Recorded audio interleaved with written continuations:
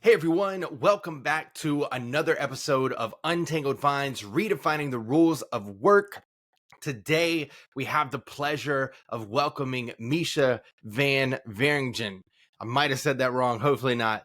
But she is a catalyst for transformation in the future of work landscape. As a remote growth strategist at Flow Consultancy, Mischa is on a mission to empower tech startups with streamlined processes, fortified cultures, and flourishing collaborations in the remote work era. With a keen focus on good word. Untangling the complexities hindering growth, Mischa champions people-centric strategies and agile mindsets to steer companies towards efficiency and success in the evolving workplace. Mischa's approach is straightforward yet profound. By harmonizing people and processes, businesses can transcend bottlenecks and embrace a culture of flow amidst remote, hybrid, and remote work arrangements. From liberating time trapped in overflowing inboxes to fortifying team structures with clear processes, Mischa's interventions yield tangible outcomes: more time, less effort, and lower cost for her clients. Sounds pretty familiar to our product.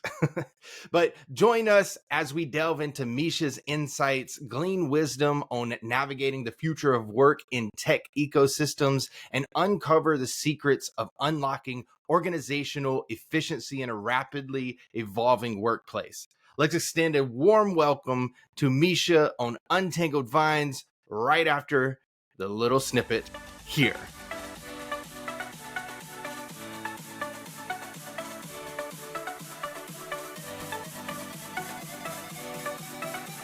Hey everyone, welcome back to another episode of Untangled Vines, redefining the rules of work. Today we have a special guest, Mischa from Flow Consulting.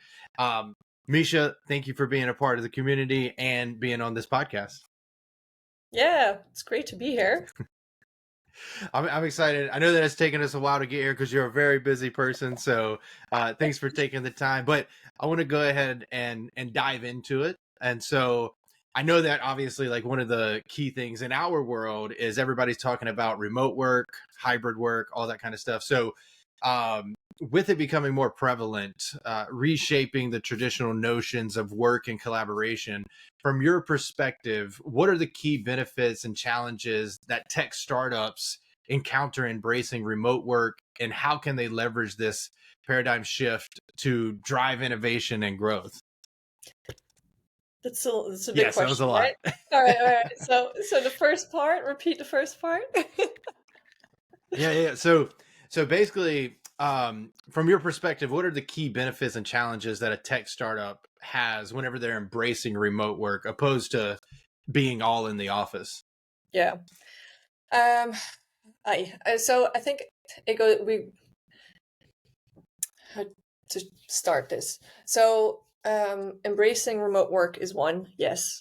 But I think even more importantly than to embracing is implementing it in the correct way, right? So the thing that we've been seeing, and not just in startups, maybe more in the big companies that have been blaming remote work for their failures.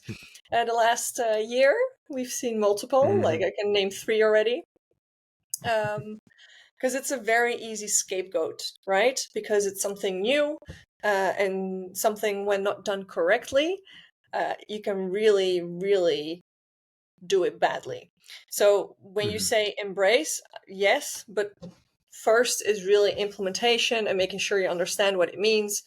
But for tech startups and remote startups, maybe in general, I think it's beautiful, right? Because they're starting off. There's a lot of energy and there's a lot of passion, and not having to pay for an office because you have to frees up a lot of your budget to focus on other things. It could literally mean that you can work a few extra months with that, back, like, funding that you got.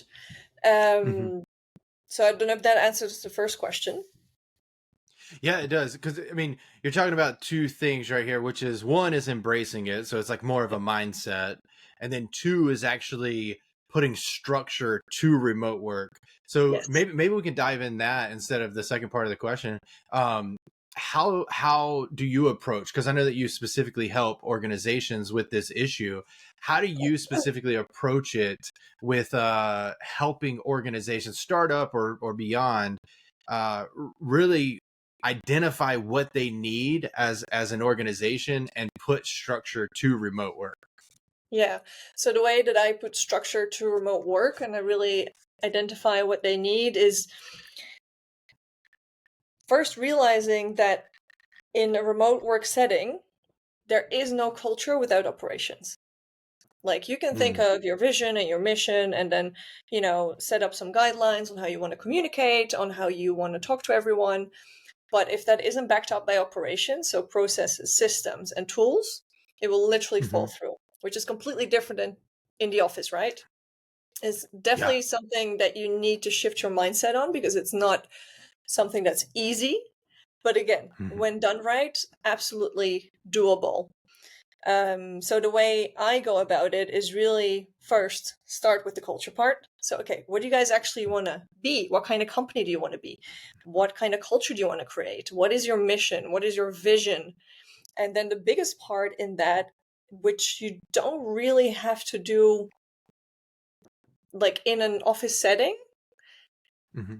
is communication, right? So finding Yeah. ways to communicate this to your people over and over and over again, because your employees almost become like, you can tackle it like a customer in marketing. Like they will have to hear it an X amount of times. I think it's 7, right, in marketing before it Yes. finally kind of Hmm. sticks. So you want it on your board. So for example, in your software, right, in the Grapevine, uh, you want to have it on your notice board. You want to send out emails. You want to send out Hmm. reminders. You want to train people correctly. Um, I think it's a okay. Let's take a few steps back before I completely dive in. Step by Yeah, step by yeah, step. Your answer would be first get to know, like really clarify and define the culture, and yeah. Hmm. then build on top of that everything that's needed. So if you wanna, you'll need to create a good onboarding, right? Which is Hmm. something a lot of startups really don't do well. It's Yeah. super important to keep your people on board. So create a good Hmm. onboarding where everything is clear. But then again, before you're even in onboarding, this culture aspect is already linked to your hiring. Because what we see a lot in startups is that they kind of hire out of chaos, in the sense Oh of yeah. they don't have a clear culture, they don't have a clear vision. It's just fun and games because they started this thing with like 5 best friends and we're all good. But then you need to, you take people on, they need to believe in the same thing that you do. And again, in a remote Hmm. setting, if we circle it back to that, it needs to be emphasized way more on every single Hmm. level in order to keep it solid. Yeah. Yeah. No, that makes a lot of sense. And I'm just wondering because do you mainly work with startups or is it kind of a plethora of different types of organizations? Yeah, so I work with remote tech startups mainly. That's where I really Hmm. started 4 years ago, and now agencies have been coming to me as well. Okay. It's so I'm very active in so my specialty is in the growth stage. So from Hmm. anywhere from 5 to 50 people when it's kind of Yeah. grown and grown, and they get stuck into a growth ceiling.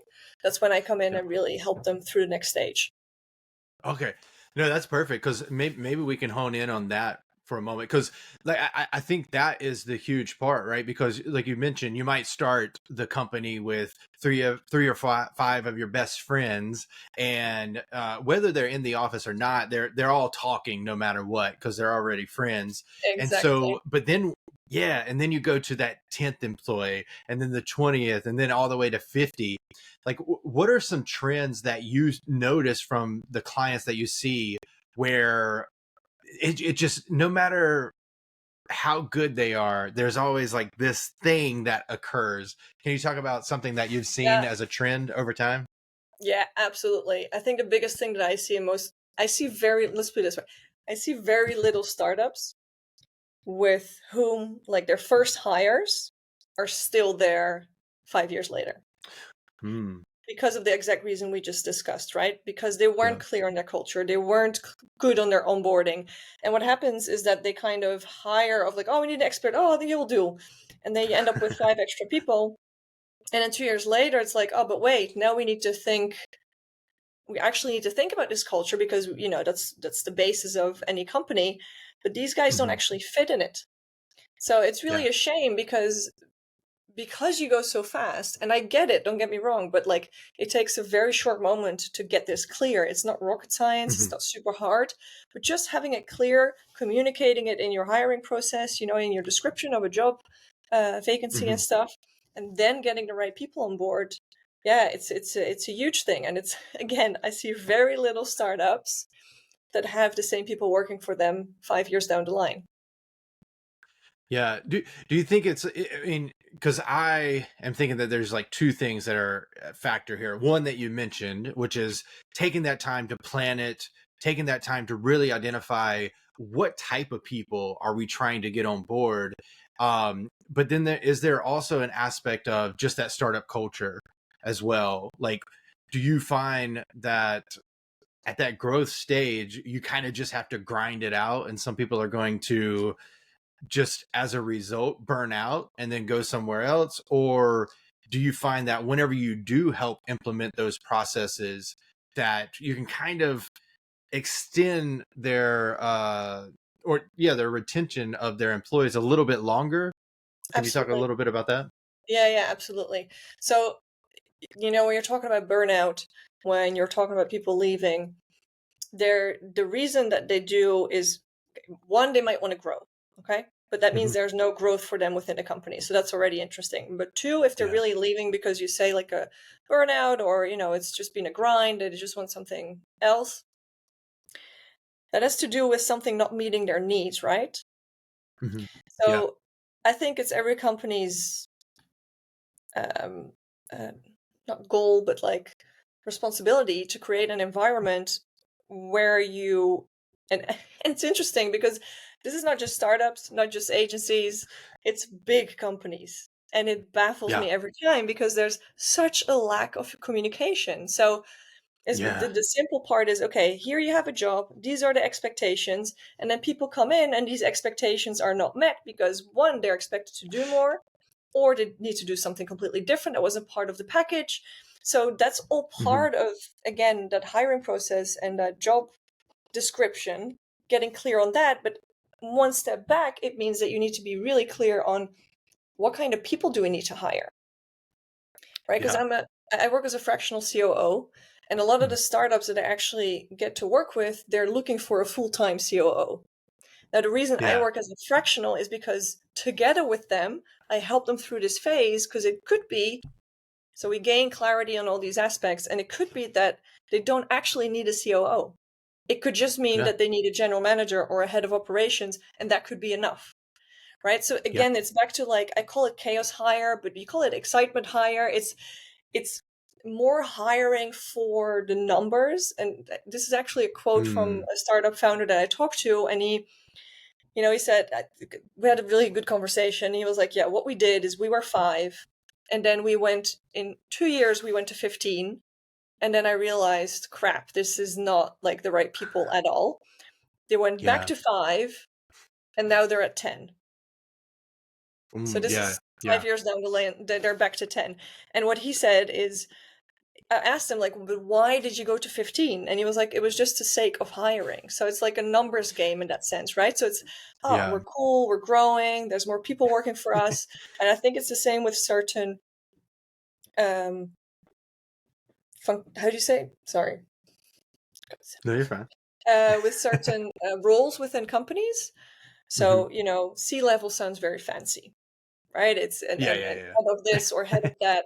But when you really zoom in and you really understand what your business needs, you can then finally pick the right people that are needed for that, right? You might not need someone that is completely strategical, which is a COO or a CTO. It can just be a manager at that point. Does that make sense? Like, you as a CEO or the founder can be enough to drive that vision and a strategy.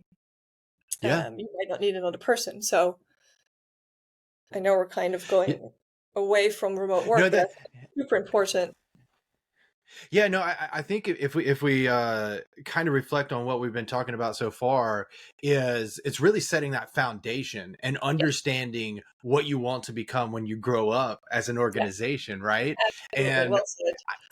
yeah, and I think that this is one of the big things that, and the reason that we're focusing on remote and hybrid is because the thing is I say this all the time now that I'm like building a software specifically for those environments, is that remote and hybrid work actually calls out a lot of the flaws of in-office work. And the way that I describe it is whenever you're in office, you can just get by. You Yes. don't really need policy. I mean, you do need these things, but in the mindset of in-office people, not to generalize, but just for this sake, they think that like, okay, well, we don't need the process because we can just talk to Ron over here, or we can talk to Tamra Like, over here, and then they'll just tell me what it is. In remote work, you don't have the luxury of doing that, especially if you're across different time zones. You have yeah. to have the right policies so people understand. If it because I used to manage people in the UK. I'm in North Carolina, and so I'm on the East Coast. They're 6 hours ahead of me, and so I'm not managing them in real time. I have to set guidelines and those processes to help them understand. And you Yeah. mentioned clarification of goals and strategies, and so we used OKR, the OKR Yeah. methodology, objectives and key results.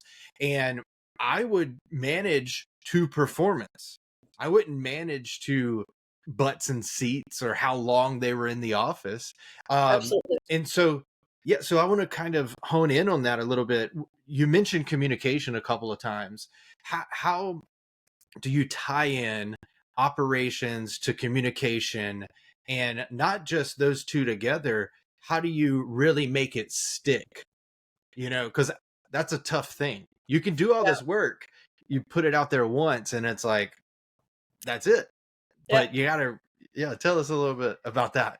Yeah, I think in general you're touching on a lot of really interesting things, and exactly what before we go there, I think the biggest difference for me between remote and in office is that it's exactly what you say. In office, there's the artifacts of culture, which you are Yes. constantly reminded of, and this is super simple stuff, right? So it can be the Hmm. way you talk to each other in the corridor, the way you dress, the vibe that's in the office, right? It's like it's straight away part of the culture, and you don't have Yeah. that in remote. But we can dive into that a little bit later. But coming back Yeah. to communication, um, I think it's the same as any other process. First, Hmm. like really mapping it out to see what needs to happen. And let's say you need to communicate it 7 times. It depends on the size of your company, right? Because if you're 20, then you're good. Like you can have That's one right. big meeting, be really clear, send out an email, and have it like on your notice board or pinned in Slack, for Hmm. example, right? That's enough. But if you're a company of thousands, it's a different level. So Yeah. it's for me in any kind of operational thing is really about visually mapping this out. Step one, step two, step three. When are we going to do it? When is it going to happen? How is it going to happen? Through what Hmm. tool? Etc. Etc. And from within that, you can put responsibilities onto who does this. Hmm. So it's very simple, but it's just something that we Yeah. forget to do because it's not a thing in the office. And it Yeah. should be also, but there you have the notice board and people talk to each other, and in remote it's the same, but like just like hanging out and having a coffee or something is done less and also really needs to be forced in that sense, Yeah. because you don't just like walk into someone, and Exactly. when we have meetings, there are meetings, so when you see each other Hmm. it's an active participation. Hmm. um yeah, I don't know if you want to go Yeah. further into that, otherwise I can keep on talking about more remote stuff. Yeah, yeah. Well, I'll just do like a selfish plug here for Grapevine. Not that this Yeah, is yeah. what this is about, but like what you're talking about is kind of creating an identity for that organization in a sense. And so that's why we call it a virtual office platform instead of like just a employee engagement or employee experience platform, because this is where whenever somebody signs into Grapevine, it's kind of like they're entering the Yeah. virtual office. And so now that vibe that you're talking about, it can kind of mentally connect a scheme that, okay, I am working now because I just signed into Grapevine.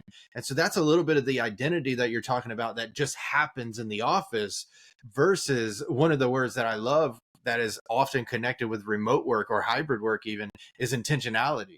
And that's Yeah. what you have to be. What does it say? It says like culture eats strategy for lunch or something like, or for breakfast or something like that. And I think that's what we're talking about here is it is very simple, but a lot of people don't take the time to do it. Or have you experienced this? And we can kind of touch on culture here. Have you experienced where startups will go through, like, they have the best intentions to be a people centric, culture led organization, and then things happen, right? It's like Mike Tyson. Everybody has a plan until they get punched in the face. And so, like, have you experienced this? And if you have, how do you help organizations make sure that they're intentional about their culture beyond what we've talked about? Yeah, so it's more like the biggest thing that comes up in startups when they start to grow is that this culture and this vibe is being created by a single person, which can be the Mm-hmm. founder or the co-founders, and they really determine the vibe, the culture, and how everything works.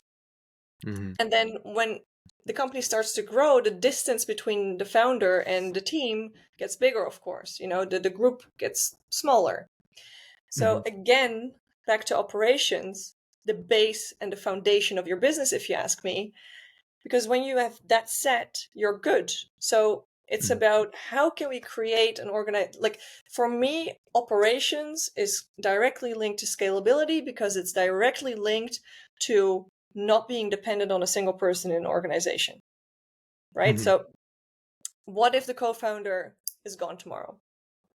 Then your entire company dies down. And you see this very often as well. So when a company exits, the soul gets sucked out, or Yeah. when, because it's based on that one person.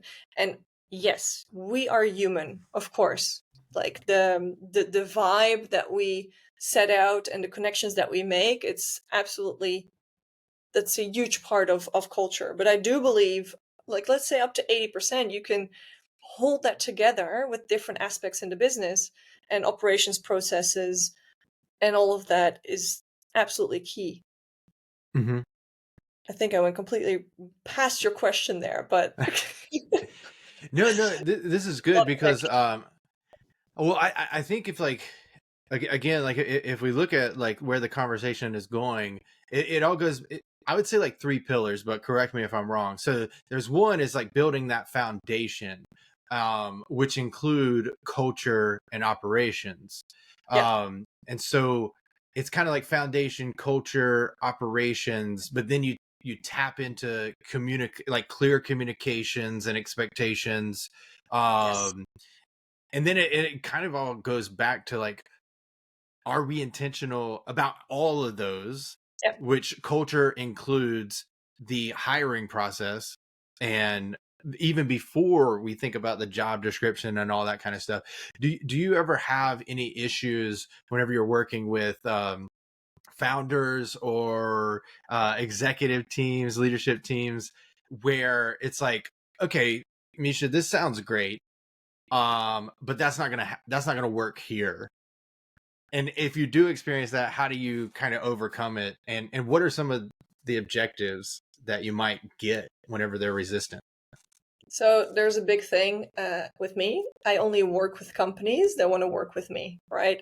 Oh, okay. Um, But I feel that's a like, good thing. yeah, what you're describing to me is there's a big part in the corporate world where consultants are sent in and being asked to work on one team, but the rest of the organization doesn't move with them. Mm, If you do that, it's like an elastic band. You're pulling it into a different shape, but as soon as you leave, it will go back, or floppy for sure, because hmm. the entire organization needs to want to change. Otherwise, you can't Yeah. implement it. So I've never come across this because, again, I only get in when you truly understand what it means, where we're Yeah. going, and when we're aligned on the vision that, you as a company want to create.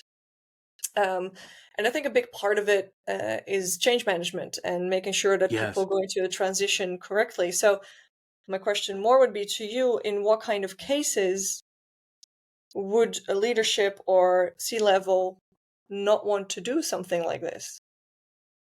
I don't see So any. yeah.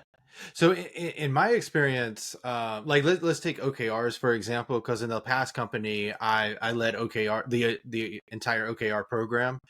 We weren't huge. We were about 150 employees, and there were, like, you take departments like finance or engineering, and they kind of already have their method of doing certain things, right? And so whenever we were trying to get finance to come up with OKRs, or engineering, they already use like agile methodology, they have their tickets, they have their flow and all that kind of stuff. We had to make sure, like you mentioned, like change management. And I would say we never got it perfect. I like, even in our OKR program, we actually stopped asking finance because they had like their set goals, so they have more KPIs versus OKRs. Yeah, Um, with engineering, we didn't go all the way down to the individual level. We kept it at the leadership level, so yeah, we all had like clear goals that were attached to the company. So in my personal experience, that's something that we heard. yeah, And then for Grapevine specifically, like you said, our product is for the entire company, or if you're in a department and you have like 40 or 50 people underneath you, you can definitely use our product too. But that's a big lift, and yeah. we have to convince people that our product is actually going to benefit you versus the tools that you use now. So those are kind of ones that I've experienced personally. Yeah. I think there's different ways to tackle this, because first of all, Hmm. when you implement change, first of all, C-level founders, top management needs to be on board. Yeah. 100%. Yeah. So if you're saying, oh, finance doesn't want to, well, finance can suck my ass at some point, because the founder has decided that's the direction we're going to go. And that sounds a bit harsh, but like, Yeah. in the end, It's true. the founders and CEOs, whatever, C-level, decide the direction of the company. So Hmm. when you don't have the buy-in from C-level or the co-founders, then you have no chance of succeeding in my eyes, right? And then the Exactly. second part is exactly what you did. It's every team is different. So coming in and Hmm. saying this is one way to do things and everyone's going to do the same will probably not work, because people have been doing things for a very long time. So when I come in and I really implement big change, um, I sit down with the people. I want to speak to every single person because I want to get them on board. And the only Hmm. thing, when you look at change management and transitions and everything that comes with that, in my eyes, to make it successful, is listen to people. Because in the end, we have one big need as humans, and it's being seen and being heard. So if Hmm. you come in and you're like, this is the way we're going to do it, everyone will be like, excuse me, we've been doing this for the Yeah. past 10 years and we're good. So it's, again, back to communication, in that Hmm. sense, where you really talk to people and you listen to them, and you make them feel part of the process. Hmm. And that sounds a bit Yeah. weird, like make them feel, but it's like they need to be part of the transition if you wanted to make it a big success. And the Simon Sinek uses this as well, because it's like Hmm. the early adapters and etc. Hmm. So you focus on the people that get super excited about a certain change and that want to be part of it, and they will actually be your ambassadors within the company. So you don't, as a one person or two, don't have to do this kind of stuff on their own. So for Hmm. every 10 people, for example, you can have, again, an ambassador who knows everything about a certain tool, a certain way of working. So those 10 people can ask him the questions and not you. So, but this is a whole Yeah. different conversation about like how to implement change correctly.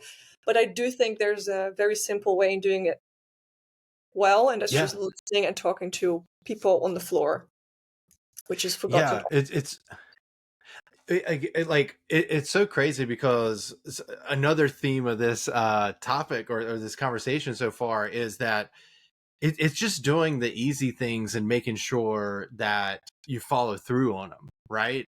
Like everything from what you mentioned about hiring, communication, operations, it's just taking the time to do that. And yeah, if and being able to leverage change management to actually get it through and And, into the and for company. me, this means what we're talking about, and everything you just summed Hmm. up is that for me is a people-centric company, right? Because Yeah.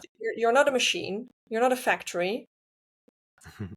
If you want to be people-centric, it means that you need to listen and take time to your people, and vice versa. I always say, like, processes don't work without people, aka operations doesn't work without culture. Like, one needs the Mm, other. yeah. Without people there is no processes, and the other way around.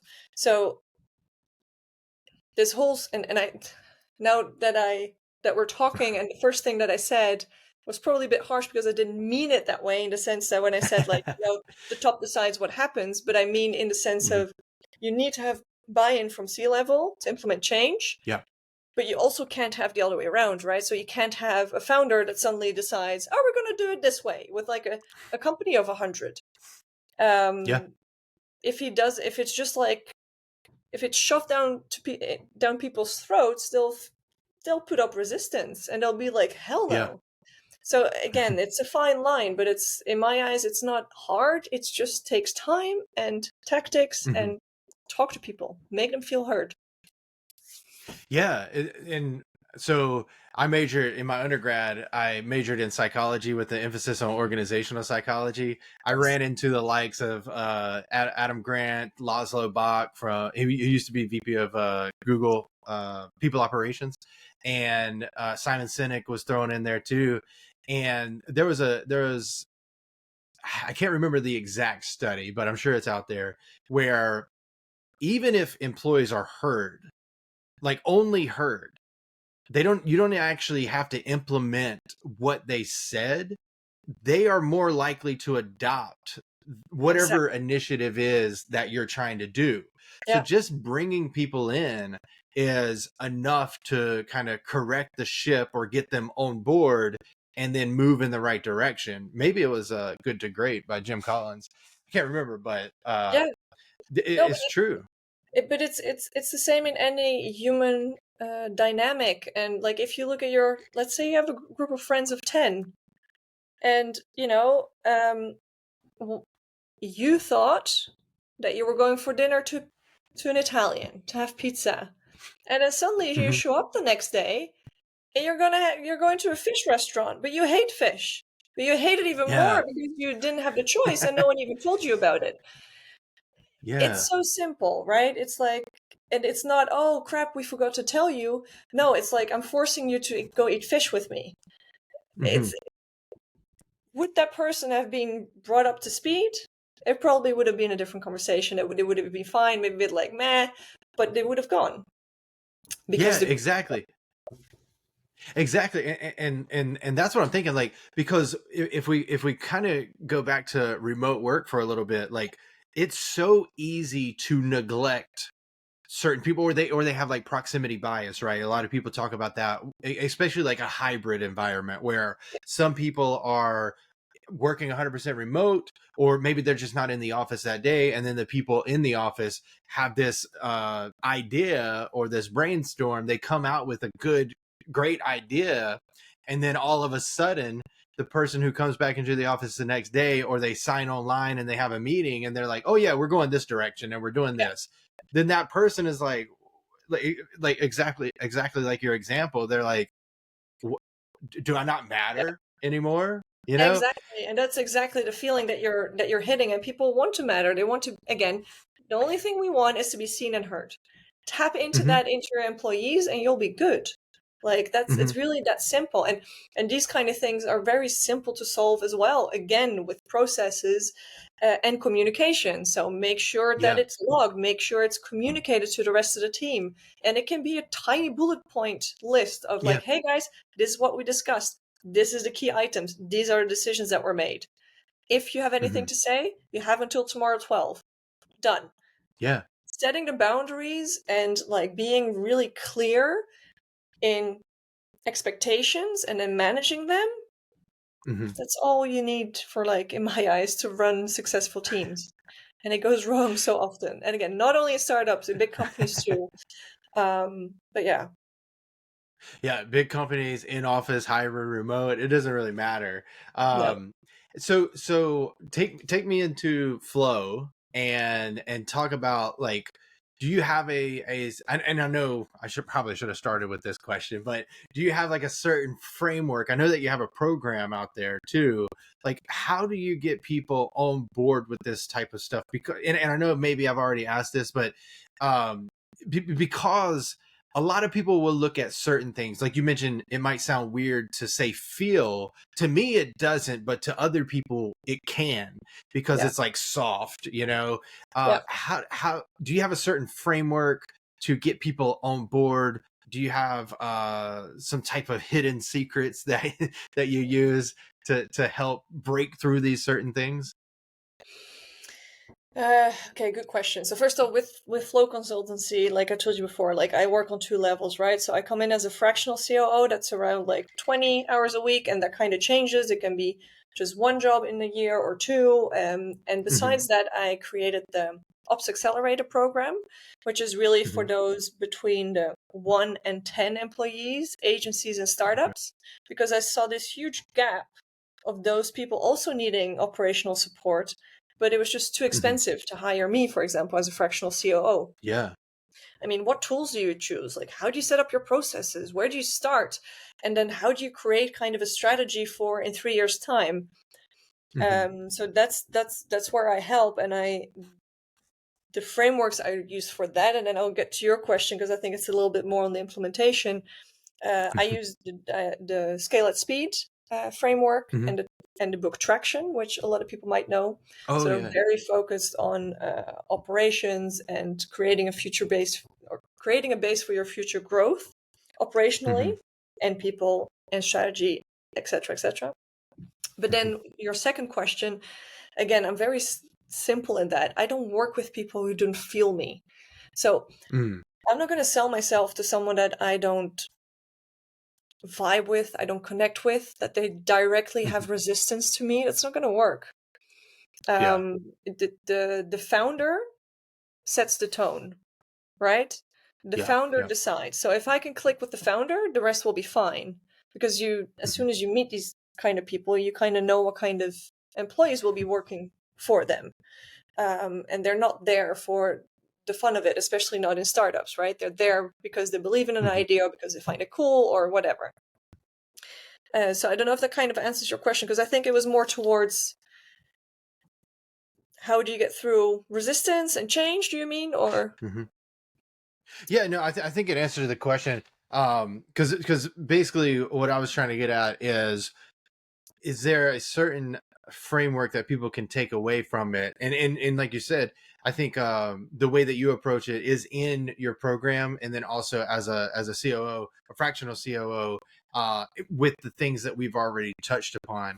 yeah. What are some of the things that, like, are overlooked that we haven't talked about that you might want to bring up here, just to, whether it's remote, in office, or whatever the case is there anything that gets overlooked and you're just kind of flabbergasted, like this should be something that everybody considers when working with Wait. you? So I think in general I had like this epiphany the other day. Because again, there's a lot of messages and resistance right now to work from home, Hmm. right? And remote Yeah. work. And all these, again, all these bigger companies that are now saying things like, you're coming back to the office, and if you stay remote, you won't get a bonus. Like, Yeah. but there's quite a few of them. And actually, this past week, a video of ex-CEO from Google came up that he was Yeah. giving a talk at some, I don't know, it was like a class, I think, I think it was maybe. Stanford, maybe. Yeah. And he basically said Something. that he doesn't believe in the work from home, that it makes Hmm. people lazy, and that people at startups used to work hard, and that Google doesn't have that drive Mindset. anymore. Now, Yeah. besides what he says, because obviously there's a lot more going on at Google than the work from home is not a problem. It's because there's a toxic management in there right now, in the sense of no Yeah. one feels safe. There's a lot of talk about it. So it's not work from home that's the issue. It's bad management, Yes. a toxic culture. Yes. So, but besides that, I think I always say, like, all these gray heads, and I don't mean this in a bad way, because I'm sure there's some people that who are open-minded out there, but most of them, first of all, you're getting a bit older. So our brain doesn't like to change when it gets older. You see Yeah. this, like, at some point you can't learn new languages anymore. Older people just want to, they always say, like, oh, back in the day, everything was better. Well, yeah, because you don't like change, because you can't handle it, like, physically anymore, literally. Second of Yeah. all, what no one is taking into account, in my eyes, in this entire battle is that, so for me personally, remote work isn't really about remote work.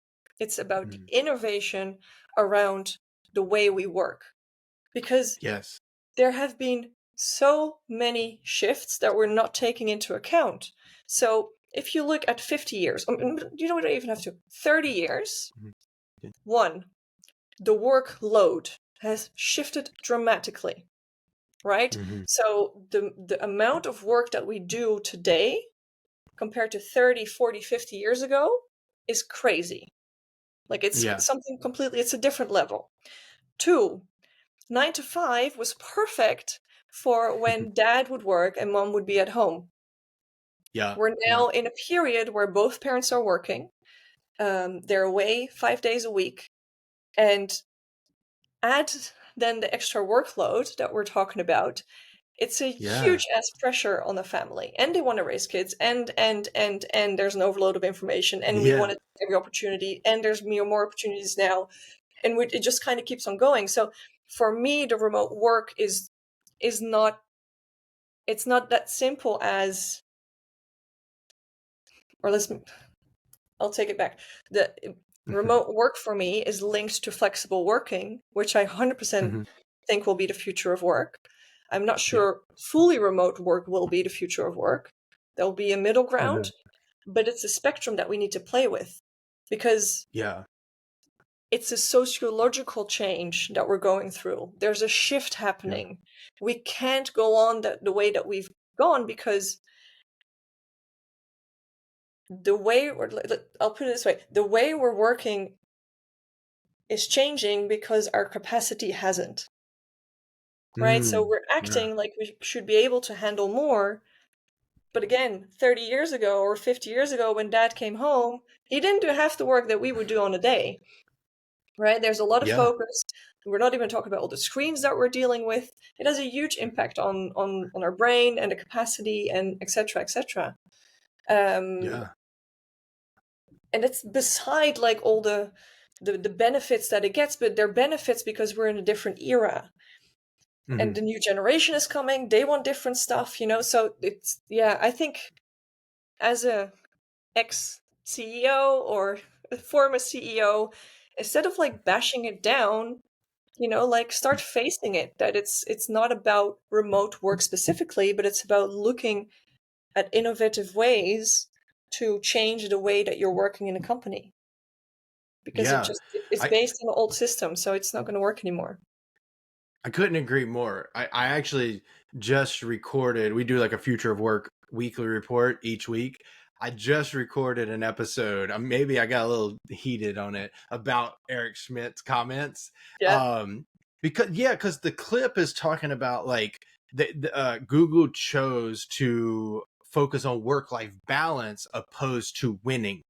Going back to Simon Sinek, the infinite game, you can't win a game that is unwinnable. Right. And so and then going back to what you were saying, where we are in a different era, right? The 9 to 5 was created by Henry Ford, if I'm not mistaken. And before then, I think we worked 7 days a week. I could be wrong. Absolutely. But Simon Ford, that's when it started, the way that we're working now. Absolutely. Yeah. And so then he included the weekend. And we're talking about Henry Ford. He also basically created the assembly line. And this is where we are kind of machines at that time. You Yep. go in, you clock in, you do the same thing, repetitive task over and over and over again. And now we've gotten more complex. In addition to, we have the more tools that allow us to do different things in different ways in different places. And yeah, I mean, I think Eric Schmidt, just to stay on this topic for a second, because it's relevant. I think the way that like you said, the old heads, the gray heads, or whatever we want to call them, like they have this mentality of how they grew up. Jamie Dimon from JP Morgan Chase is another example. We're not bashing these people. We're just saying that they need to have that neuroplasticity in their mind to say, you know, the growth mindset. That, how did they get there? They had to have a growth mindset. So they need to be willing to listen, going back to our other topic, is listening to what the world is saying. Now, luckily, we saw Eric Schmidt come out today and say, I regret saying what I said about remote work. And I don't think it was, because if you look at the way he said it, right? Yeah, His I face, he meant what he said. And yeah, go ahead. Yeah, no, the way I saw the clip, I understand that people went completely crazy because it's another company, or it's another company. It's, first of all, he has nothing to do with Google, and he was very clear on this. Like, I Yeah. don't work there anymore. This is just Yeah. my opinion. But I think the main point that he was trying to get across is, where is the winning mentality, in the sense of, when you look at a startup, where is that passion? Mm-hmm. How is that Yeah. disappeared from Google? And he mentioned work from home. And I think the nuance went a bit wrong in that sense. But I think his main thing was like, it was just the wrong thing to address. I think, like, why not say that it's a bad culture? Like, how can you say that the work-life balance has such an impact on how people work? Because it's absolute BS, let's be honest. It actually, Yeah. again, when done correctly and implemented correctly, work-home balance is absolutely crucial to keeping your people happy. Yeah. And like, from what I've heard, and ex-employees from Google, or people that are still working there through their friends, they're all saying, it's toxic culture, it's bad management. So the work-life balance doesn't matter, because you come home and you still feel stressed, right? So it's like, but that's a different conversation. But yeah, it's but I actually had a conversation with Heineken, the beer company in the Netherlands, which is all over the world. I had a conversation with an ex-chairman. He's now retired, and he still does, comes in sometimes. And he was like, yeah, but you know what I really loved about the office back in the day? That you would come in and you would see everyone, and it would absolutely, it'd be great. It was like, and I get it. It's a feeling. It's like going to a sports club. Yeah. And he said, now when I come in, there's these walls of screens. Everyone's just doing their own thing. And he said, like, Yeah. let's say that, Kate wanted to speak to James. She would rather email him or ping him a Slack message instead of them, like, standing up, because it's quicker. So when you look at that new way of working, which again is a lot more pressure to the image that he sketched of this, coming to the office, feeling that Heineken culture, then why are we in an office, right? That's the question. And why is flexible working then not perfect, or X amount of days at the office? Or I think hybrid is perfect, and remote is absolutely doable if you do it well again.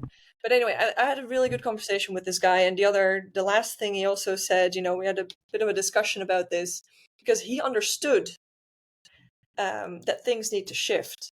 And he said exactly the same stuff. The gray people at the top, they don't want to change, because why would you? It's working fine the way it is.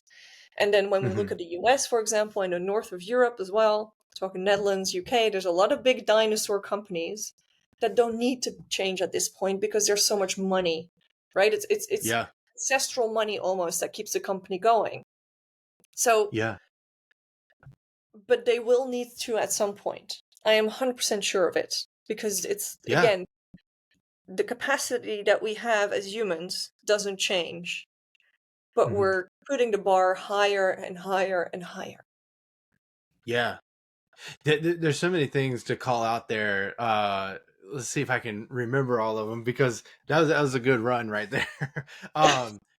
One of them I think that you really called out is a lot of people will use remote work as a scapegoat, or even hybrid work as a scapegoat, to Yeah. over or underestimate their toxicity of a culture. Yeah. And that starts at the top, and then that goes to the managers. And if you don't fix that, it does not matter if they're in office or not. Well, and the funny thing is exactly what you said before. Mhm. The flaws come up when you go remote. Yes. Yes, So no wonder exactly. they're pointing at remote, right? But it's like, how can we make a nice analogy about this? I feel like then um, uh, remote work is literally the messenger being shot, right? Yes, yes, Instead solving the 100%. actual root of the problem. So it's easier for them to be like, oh no, we'll go back to the office because then we can't see the toxic culture anymore. Yes, you Yeah. can. You've now shifted, so there's almost no way back. Yeah. But yeah, absolutely. Yeah, and use Grapevine so you can see your people. Yeah, But not micromanage them, right? Like you get everybody connected in the platforms that are out there today. yeah, And like going back to the first part of this conversation is build that foundation that allows you to be intentional about the work that you're offering to your employees. Make sure that they understand the communication specifics. Make sure that they understand the policies, the processes, have the operations live as the guide for what you expect with them, and then manage them based off of a performance rather than how many hours they're in the office, or even the hours that they work, right? Like you could do absolutely, something in 4 hours that takes me 12 hours to do, right? Why should absolutely. I be burdened with those extra 8 hours, or why should you be burdened with those extra 8 hours because you're just better at it? Yeah, It's tough because it is yeah. a mindset shift. Well, and again, then when we come back to people centric companies, which again for me is equal to remote, which is equal to the future of work, which is equal to innovation, because what you're talking about is it's input versus output, right? Or Yes. it's focused Mhm. on output versus input. So input being the hours and output being the actual work that you do. And when you Yeah. can create a work environment where you have a trust, right, where you have a culture that is built on trust, which is people centric, because that's what it is. It's about the people. Damn, you Yeah. can flourish. Like, isn't that the most beautiful thing that you Yes. can build? Is like, again, back to people being wanting to be heard. Hmm. It's all the same stuff, and we're stepping away from like the hierarchical toxicity of like, oh, the boss Yeah. shits on the management, and then the management shits on the sub management, and then management shits on the employees, and then employees Yeah. like, ah, and then they keep it, you know, the same thing keeps happening because you did this to me, so I'm going to do it to you as well. um Yeah.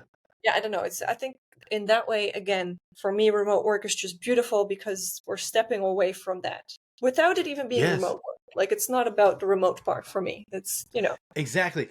Exactly. Like I would say on the opposite now, like we kind of use remote work, like remote work pioneers or future work pioneers. We kind of, in a sense, use remote work as a scapegoat to really get our message across that we need to change how we work. It doesn't matter where, we just need to yeah, change how we work because there's a better way. And we know that there's a better way. There's been research. Like I mentioned, my understudy was in psychology. My thesis paper was on the happy, productive worker thesis. And for over a century at this point, we've known, like you mentioned, some things that reminded me of the job characteristics model by Hackman and Oldham. And it's skill variety, it's task significance, it's yeah, there's a growth need strength. There's yeah, a lot of different things that are factored into this, and we've known it for so long. But right now is the time to, I mean, it probably should have been long ago, but right now we have the catalyst or the inflection point to be able to make that turn. Because well, like they say in change management, if you can't change the people, change the environment. And that's what we're yeah, doing. And so yeah, now we're kind of like piecing it all together, which I would say encapsulates this entire episode of Untangled Vines. yeah. Yeah, no, absolutely. And like one last thing about that, and now I Mhm. lost my train of thought because there's so much happening. I know, I know. Yeah, I get into it. I get into it. yeah, no, absolutely. No, I think, and the reason is, of course, that's what I wanted to say, is because we're changing generations, right? So I think Mhm. like the Oh millennials are the yeah. last people that are really that we are in the in between. So we kind of Hmm. accepted the old way of doing things. We didn't really agree, but we can still kind of fit into. You need to work Hmm. hard. You need to be da da da. And then now the Gen Z is here, and everyone's like, "Oh my God, how do we manage these people?" You know, like how can Yeah. we keep them in line, etc. And they want so much, and it's ridiculous, and they don't work enough. Instead of like Yep. realizing, like, guys, look at them, understand them, embrace them, and give them what they need. Hmm. But we're still in like the boomers are still at the top, right? So they're they are having opinions, but the change is inevitable at this point. Given another 10 Yeah. years, and we're really making a shift. And yeah, what you said about Exactly. the future of work, it's a spectrum, and with any change, it needs to go to like the less good side, and then to the shitty side again, and then we'll find a way in the middle. That's how any change Yeah. goes. So Yeah. I'm excited to see where the middle will end. Yeah, yeah. And I think like if we look at people like Nick Bloom, Brian Elliott, like the people who are kind of doing the Flex report, and then Nick Bloom, Stanford professor, like they're saying that, like you said, hybrid or flexible working is going to win in the end, because it gives people that choice. And so like whether you're on this side of it or this side of it, you Yeah, have the option. But then that's where the types of tools that are being created right now are going to be very important for organizations to adopt. And the yeah, office doesn't become the nucleus anymore. It becomes that, hopefully, a virtual office platform. yeah, Little yeah, selfish plug. yeah. Yeah. No, no, I get it. Yeah, no, absolutely. I couldn't agree more. And I'll add one last thing about that. Mhm. When we come back to the whole conversation we just had, and the thing I said about the sociological change that's happening. The flexible work because people are asking for it, but at some point it will not just be a maybe. And that's what I'm saying. The millennials in between, they're like, can I ask for it? Can I not? I really should Yeah. because I really need it, but I really can't. It will be a need too in the end, because Yeah. you with the inflation, still going up, you Mhm. people don't always work for the fun of it. It's because they have to, Yeah. because without it they Yeah. can't own a house, and that's only going to get worse. So two Hmm. working parents can't handle having a family if there's no flexible working. Yeah. So Yeah. and if we link it, then the 4-hour work week is also part of this movement. Also Hmm. realizing that the amount of work that we're putting on people has drastically changed and gone up. Hmm. Yeah, So I'm gonna stop us right there yeah, because yeah, we yeah, could go all into that, and I've already taken up enough of your time. Normally we go to a lightning round, but I'm gonna end it here because I think this is a good place to end it. yeah. But maybe we'll talk offline on that. Mischa, thank you so much. This is a great episode. Thank you for being a part of the Untangled Vines community. Yeah, thank you so much. And if anyone out there would love to build their culture, strategy, or operations, don't hesitate to reach out, find me on LinkedIn, or visit flowconsultancy.co. Yes, and we'll put it in the show notes. Amazing. Thank you. Yeah.